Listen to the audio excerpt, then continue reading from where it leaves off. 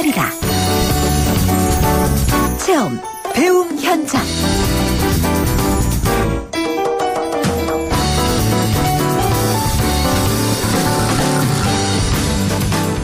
YTN 라디오 생생경제 매주 수요일 함께하고 있는 시간입니다. 배움이 일자리다. 오늘은 좀 스마트한 이야기를 나눠보려고 합니다. 스마트하다는 거, 이 현명한, 똑똑한, 솜씨, 좋은 건 다 있는 그런 뜻인데요. 그래서 똑똑한 이 스마트폰이 나오면서 우리 삶이 얼마나 편리해졌습니까? 언제부터인가 이 스마트홈이라는 말도 우리 삶 가운데 굉장히 많이 들어왔는데요. 외출 중에 스마트폰으로 집안의 가전제품을 원격 조정한다든지 광고를 보면 냉장고랑 막 대화를 하기도 하고 그러더라고요. 이런 스마트한 세상에 거스를 수 없는 시대적 변화 중에 하나가 스마트 팩토리입니다. 스마트 팩토리가 뭔지 또 어떻게 세상이 달라지는지 함께 알아보도록 하겠습니다. 두 분 나오셨어요. 먼저 주빗컨의 김민규 대표님 나오셨어요. 안녕하세요, 대표님. 네, 안녕하세요. 빗컨이라고 읽는 거 맞습니까? 네, 맞습니다. 네. 자, 정성호 교수님이신데요. 한국폴리텍대학 정수캠퍼스 메카트로닉스과의 교수님이십니다. 안녕하세요, 교수님. 네, 안녕하세요. 네, 반갑습니다. 스마트 팩토리 제가 앞에 조금 설명하기는 했는데요. 저희 청취자분들께 조금 더 자세하게 전문가로서 좀 설명을 해 주시죠. 네. 방금 이 오프닝에서 우리 PD님께서 말씀하신 대로 이제 그대로입니다, 사실은. 네. 저도 학생들한테 이 스마트 팩토리를 이 똑똑한 공장이다. 라고 가르치고 있거든요. 그래서 이제 스마트 팩토리를 얘기를 하려 그러면은 이제 4차 산업혁명에 대해서도 이렇게 언급 안 할 수가 없는데요. 아, 여기에도 나옵니까? 4차 산업혁명. 네. 요즘 화두가 이제 4차 산업혁명이죠. 네, 네. 이제 4차 산업혁명이라 그러면은 이제 그 제조 방식도 많이 달라져야 되는데 이제 4차 산업혁명에 맞는 그런 제조 방식이 바뀌어지려 그러면은 요즘 이제 개인이 취향이라든지 네. 요구 사항들이 많이 이제 달라지고 있지 않습니까? 그래서 이런 그 요구 사항들을 생산 현장에도 바로 도입을 해서 생산할 수 있는 그런 기술이 스마트 팩토리 기술이라 할 수 있습니다. 아, 그러니까 그 요구 사항들을 생산 현장에 바로바로 반영할 수 있다는 거예요? 맞습니다. 맞춤 생산이라고 하죠. 소비자 입장에서는 굉장히 좋겠네요. 맞습니다. 예를 좀 들어주세요, 교수님. 네, 그래서 지금 이제 저희 나라가 아니고요. 이 독일 같은 경우에 이제 우리가 익히 알고 있는 아디다스라는 이 신발 공장이 있습니다. 네. 이런 이 회사에서는 이 스피드 팩토리라 그래가지고요. 이 무인화 공장인데, 이 제품 생산을 좀 빠르게 소비자한테 생산해서 전달할 수 있는 네. 그런 시스템이라고 할 수가 있습니다. 이렇게 할 경우에는 이 생산 단가를 낮추면서 생산 단가 때문에 해외로 이렇게 이제 아웃소싱된 회사들을 네. 다시 이제 자국 내로 다시 불러들일 수 있는 리쇼링도 할 수 있는 그런 계기가 될 수가 있습니다. 저는 이런 이야기 들을 때는요, 좀 이런 생각도 들어요. 점점 사람이 할 수 있는 일이 줄어들지 않나. 기술이 발전함에 따라서 이런 안타까움도 있는데, 그 기술이 할 수 있는 일은 또 사람이 만들고도 해야 되지 않습니까? 네, 맞습니다. 그런 사람을 또 만들고 그 사람을 교육시키는 게 또 폴리텍 대학이니까요. 아, 저 진짜 폴리텍 대학 홍보대사 되겠어요. 이러다 고용노동부에서 저한테 상 안 줍니까, 진짜? 자, 지금 스마트 팩토리에 대한 이야기 해주셨는데 지금 독일 아디다스 이야기 해주셨거든요. 네. 국내 산업 현장에도 적용되는 경우가 있습니까? 국내에서는 이제 그 현대자동차에서도 보면은 자동차 생산을 한 개의 라인에서 네. 두 개의 시가종들이 이렇게 생산되는 그 홀류 생산이라 그래가지고요. 그렇게 적용을 일부는 하고 있습니다. 그렇군요. 네. 그 폴리텍 대학에서 러닝 팩토리를 시행 중이라고 제가 방송 중에 한번 소개했던 기억이 나는데 이 스마트 팩토리와 러닝 팩토리가 연관성이 있습니까? 스마트 팩토리라 그러면은 네. 이제 제품 생산을 좀 전에 말씀드린 것처럼 이 맞춤 생산을 할 수 있는 그런 기술이고요. 네. 러닝 팩토리는 이 스마트 팩토리를 배울 수 있는 학습장 혹은 실습장이라 할 수 있습니다. 그래서 이제 그 학습장에서 시제품을 미리 한번 만들어 보고요. 네. 그 기술을 이제 스마트 팩토리에 바로 적용할 수 있는 그런 기술이 되겠죠. 그러니까 스마트 팩토리를 할 수 있는 그 기술자를 만들어내는 교육 프로그램이 바로 러닝 팩토리군요. 맞습니다. 네. 네. 자, 오늘 또 한 분 나오셨죠. 아까 제가 소개한 빗컨 주식회사 빗컨의 김민규 대표님이신데요. 이 비컨이라는 기업이 무슨 뜻이에요? 기업의 이름이? 예. 예전에 네. 미국인 친구가 만들어준 거라. 아, 그래요? 네. 아무 의미 없습니까? 뭐 있었는데 지금은 좀 달라져가지고. 아, 그래요? 좀 고민하고 있습니다. 대표님이 본인 회사의 이름에 대해서 이렇게, 두리뭉실하게 대답하신 건 처음입니다. 네. 일은 똑바로 하시죠? 일은 잘하고 있습니다. 네, 알겠습니다. 자, 주비컨의 김민규 대표님 역시도 이 폴리텍 대학 졸업생이라고 들었는데, 그럼 언제 폴리텍을 다니신 거예요? 저는 99년도에 다녔습니다. 그렇군요. 네. 어디 캠퍼스요? 지금은 이렇게 통폐합되면서 캠퍼스가 없어졌는데, 예, 거창 캠퍼스라고. 네. 전공은? 메카트로닉스 나왔습니다. 이 스마트 팩토리와 관련된 네. 공부를 하신 거고, 폴리텍 대학을 어떤 계기로 이렇게 입학하게 되셨어요? 제가 고향이 거창이고요. 그리고 거창에 학교가 있었고, 그래서 새로 생겨서 시설도 좋다고 이런 얘기가 많아가지고 입학을 하게 됐습니다. 네. 등록금도 굉장히 저렴했고요. 중요하죠. 네. 왜냐하면 지금 이제 99년도면 99학번이신 거잖아요. IMF 그때. 네. 예. 그러니까 저도 00학번인데 저도 등록금 인하 데모 저는 안 했고 전 뒤에 있었고 동료들이 많이 있었거든요. 동기들이. 그래서 이때 그 등록금이 굉장한 이슈였습니다. 그런데 그 당시에도 메카트로닉 학과라는 게 있었습니까? 저는 원래 자동차학과 가려고 갔었는데 네네. 원서를 보시고 그때 교학차장님께서 접수를 받으시다가 이제 이성적으로는 자동차학과 가지 말고 메카를 가야 된다. 처음 본 원서 접수하시는 교수님이. 예. 그래서 메카트로닉스가 뭐 하는 데입니까? 그랬더니 앞으로 로봇 시대가 될 텐데 이게 자동화부터 로봇까지 다 하는 그런 학과니까 이런 걸 배우면 평생 먹고 살 수 있다. 먹고 살 수 있어. 그냥 이렇게. 아니 근데 제가 그러니까 계속 궁금한 게 이제 이때 저도 학교 갔잖아요. 네.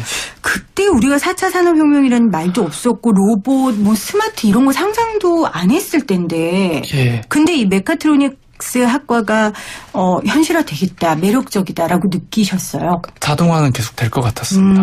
그렇군요. 네. 그래서 이 예. 메카트로닉 학과 자동차 수리하는 것보단 낫지 않을까 싶어가지고. 네. 그렇군요. 예, 그래서 뭐 자동차 수리도 굉장히 훌륭한 일이지만 훨씬 더 전망이 있고 예. 조금 더 개척할 수 있는 분야라고 생각하셨군요. 예, 자동차는 앞으로 계속 많이 탈 것 같긴 했는데 그래도 이게 좀 더 멋있어 보였습니다. 그 당시에 네. 어린 마음에. 네, 어린 마음에 선택하셨는데 잘 선택하셨어요. 이력을 보니까 굉장히 화려합니다. 신용보증기금 창업경진대회 대상수상, 산업은행을 비롯해 여러 기관들로부터 투자 유치, 하이서울 브랜드 선정까지. 근데 이게 폴리텍 대학을 다니고 나서 이런 일이 회사 생긴 만들고. 거예요? 예. 그러니까 회사 만들고 네. 일어난 일이고 이제 폴리텍 대학에서 배운 여러 가지 기술들로 한 건데 사실 처음 시작하는 중소기업이 어디에서 투자를 받고 큰 상을 받는 게 쉬운 일이 아니잖아요. 네. 어떻게 이렇게 잘하셨어요?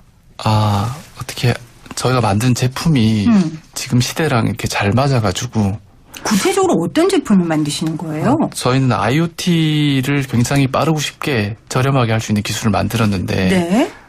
이게 IoT라는 게 4차 산업혁명의 기초가 되는 기술이고 이거 어디다 쓰나 봤더니 스마트 팩토리에 굉장히 많이 적용이 되고 있고 그래서 스마트 팩토리를 적용하기 위해서는 중소기업이 굉장히 어려웠는데 저희 솔루션을 써서 쉽게 빠르게 구축할 수 있게 저희가 만들어줬더니 네. 신용보증기금이라든지 산업은행이라든지 이렇게 국가 중소기업들을 장려하는 기관들에서 굉장히 저희 아이템을 좀 좋게 보고 상도 주시고 투자도 해주시고 그렇군요. 네 그렇게 해주셨습니다. 그런데 이런 부품을 만드는 중소기업들, 새로운 기술을 개척한 중소기업들이 이제 대기업과 일하는 경우들이 있잖아요. 납품을 하거나. 네. 그러면 굉장히 갑질도 당하고 어려운 일을 겪어서 도산하는 경우도 굉장히 많고요. 네. 그런 어려움은 없으셨어요? 네, 저희는 원래 대기업이 주 고객이 아니고 중소기업이 고객이었으니까 그런 경우는 거의 없습니다. 다행이라고 해야 할지. 교수님 어때요? 제가 말한 이런 사례들 주변에서 좀 보시죠? 네, 많이 보고 있죠. 그렇죠. 그럴 때면 진짜 안타까우시겠어요. 폴리텍 학생들이 많이 이제 중소기업에 취업하는데. 그렇죠? 네. 자, 그러면 우리 대표님이 생각하시는 스마트 팩토리의 핵심은 어떤 겁니까?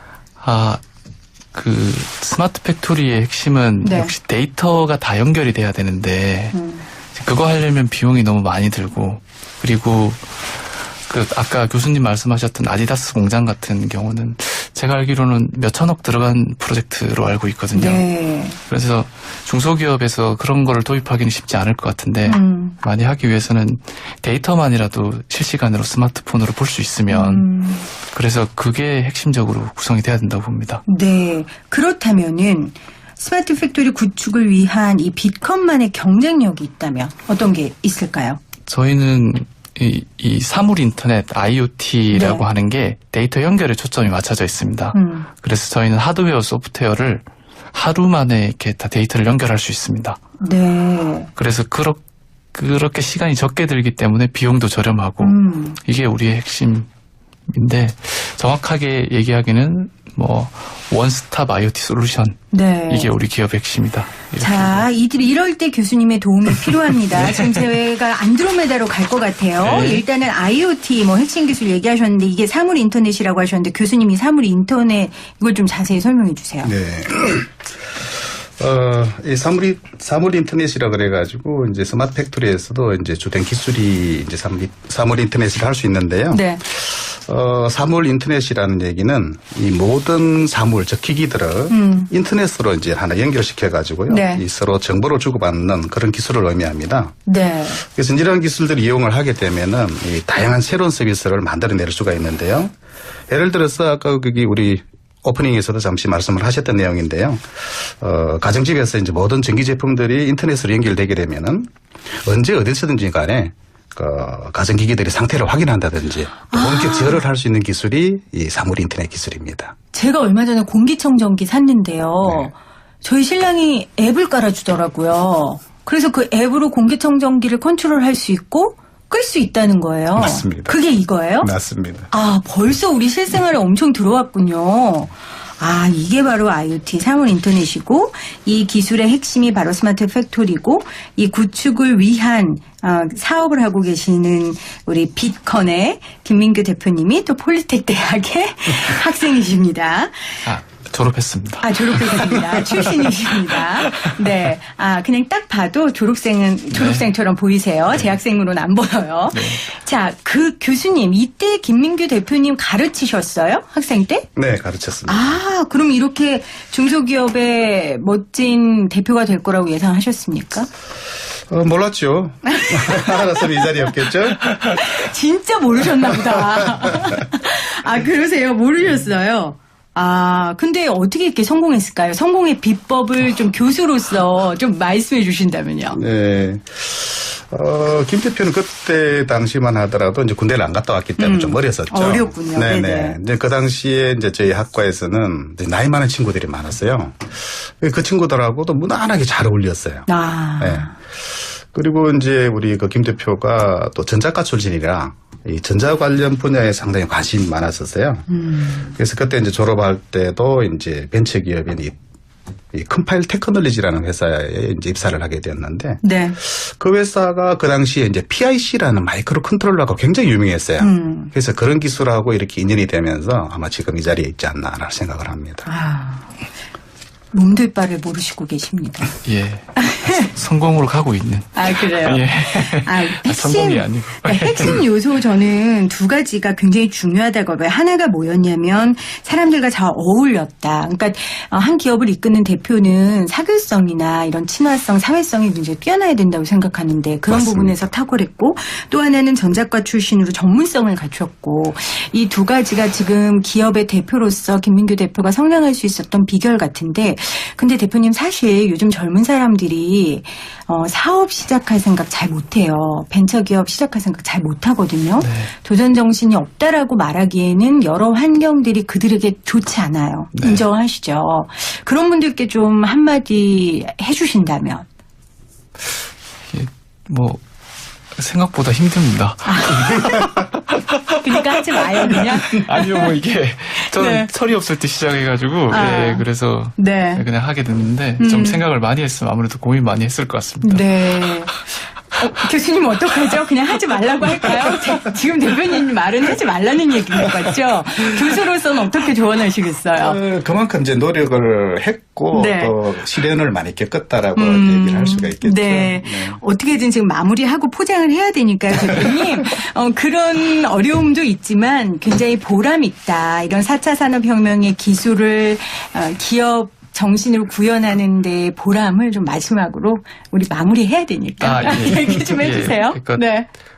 요즘에 저희 제품 사러 오는 고객 중소기업 뭐 대표님들이나 네. 분들이 굉장히 고마워하십니다. 이렇게 비싼 제품을 아하. 싸게 만들어 주셔서 너무 고맙다. 네. 그래서 뭐 음료수를 사가지고 오시는 분도 있고요. 물건을 사러 오면서 그래서 그런 데에 굉장히 보람을 느끼고 그리고 저희가 좀 저렴하게 팔다 보니까 사람들이 좀 더 쉽게 다가오고 그리고 저희가 또 저희 제품을 회사에서 무료로 교육을 하다가 이제 사람들이 너무 교육을 많이 받고 싶어 해가지고 네. 폴리텍 대학이랑 이렇게 같이 교육 프로그램도 그래요? 예, 준비를 하고 있고 그래가지고 그런 사람들이 이렇게 저희 제품을 구매하면서 고마워할 때 이 비즈니스를 하면서 굉장히 큰 보람을 느끼고 있습니다. 네. 그러니까 대학을 졸업하고 지금 직업을 갖고 계신 분들 중에서도 좀 새로운 산업 분야의 사업을 시작하고 싶으신 분들은 폴리텍 대학 가서 좀 공부를 하시면 지식도 얻고 이런 좋은 선례의 선배들도 만나실 수 있을 것 같습니다. 잘 포장해서 우리 마무리하는 거 맞죠, 교수님? 네. 얼마나 힘드시면 이렇게 솔직하게 얘기를 하셨겠어요. 그 어려움과 중소기업 대표로서 젊은 대표로서 겪고 있는 그 시간들의 무게가 느껴집니다. 오늘 배움의 일자리다 주비컨 김민교 대표님, 한국폴리텍 대학 정성호 교수님과 함께했습니다. 고맙습니다. 네, 감사합니다.